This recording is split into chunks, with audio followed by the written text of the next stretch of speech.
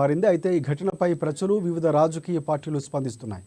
కాగా ఈ వ్యవహారంపై ఆ పార్టీ సీనియర్ నేత అద్దంకి దయాకర్ స్పందించారు. తొక్కిసలాట ఘటనపై ప్రభుత్వాన్ని తప్పుపట్టడం సరికాదన్నారు. ఈ ఘటనలో ఒక ప్రాణం పోయింది కాబట్టి ప్రభుత్వం ఆ కుటుంబానికి అండగా ఉందని చెప్పుకొచ్చారు.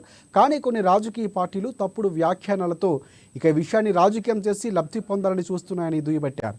ఈ సమస్య పరిష్కారానికి స్వతహాగా అల్లు అర్జున్ ముందుకు రావాలంటూ అద్దంకి దయాకర్ కీలక వ్యాఖ్యలు చేశారు. థియేటర్ సంఘటన అంశంలో ప్రభుత్వం తీరును ఈ రోజు తప్పుపడుతున్న విపక్షాలు గాని ఇతరత్ర సినీ పరిశ్రమకు సంబంధించిన పెద్దలు గాని ఆలోచించాల్సిన అంశం ఏంటంటే ఆ సంఘటన మానవ హక్కులకు సంబంధించి ఉంటది కాబట్టి ప్రభుత్వం ప్రాణం పోయిన కుటుంబం వైపే ఉండాల్సిన అవసరం ఉంటది. కాబట్టి అరెస్ట్ కాగానే మొత్తం అంతా అయిపోయిందనే ఉద్దేశంతో కొన్ని రాజకీయ పక్షాలు కొంతమంది ఉద్దేశపూర్వకంగా చేసే పరిస్థితిని మీరు పట్టించుకోకండి. ఎందుకంటే దీంట్లో అల్లు అర్జున్ అంశంలో రాజకీయ కోణాన్ని ఎస్టాబ్లిష్ చేసుకుని రాజకీయ లబ్ధి పొందాలనుకుంటున్న బీజేపీ బీఆర్ఎస్ పార్టీ నాయకులు కూడా నేను చూస్తున్నా.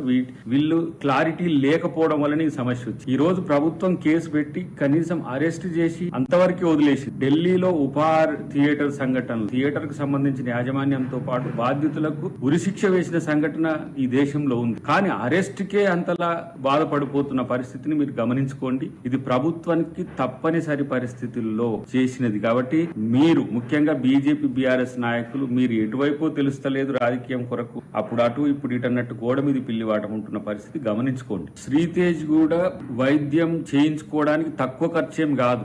నేనంటున్నా కోమటిరెడ్డి గారు ఒక డిమాండ్ చేసిండ్రు, సమాజం నుంచి ఒక డిమాండ్ వస్తుంది, ఇష్టం ఏం లేదు ఆ ఖర్చు బరాయిస్తే. నేను అనుకుంటున్నా 20-30 కోట్ల పైచిలకు అవుతుంది. ఒక 100 కోట్లు ఇచ్చిన నష్టం ఏంది? ఆ ప్రాణాన్ని కాపాడుకుంటూ 1000 కోట్లు వచ్చిన ప్రచారం మీకు బయట ఉంది. ఈ ప్రచారం పక్కన పెడితే ముఖ్యంగా సినిమా పరిశ్రమకు సంబంధించిన పెద్దలు కూడా ఆలోచించాల్సింది ఏంటంటే దీన్ని రాజకీయ కోణం తీసుకున్న పార్టీల గాయలో మీరు పడకండి. అటువైపు టీడీపీ మిత్రులు అంటున్నారు, ఇటువైపు బీఆర్ఎస్ మిత్రులు అంటున్నారు, ఇటువైపు బీజేపీ మిత్రులు అంటున్నారు. మేం ప్రభుత్వంగా మనిషి యొక్క ప్రాణం వైపే ఆలోచించాల్సిన బాధ్యత ఉంటది. డెఫినెట్ గా ఈ రోజు రేవంత్ రెడ్డి గారు అసెంబ్లీలో స్పందించిన తీరు దానికి ఒక ప్రత్యక్ష ఉదాహరణ. కాబట్టి ఎంతసేపు రేవంత్ రెడ్డి గారిని టార్గెట్ చేసుకుని కాంగ్రెస్ ప్రభుత్వాన్ని టార్గెట్ చేసుకుని ఇరుకులో పెట్టాలని ఇబ్బంది పెట్టాలని చూస్తే మీరు సమాజంలో మీరు పలుచనైతున్న అంశాన్ని గమనించండి.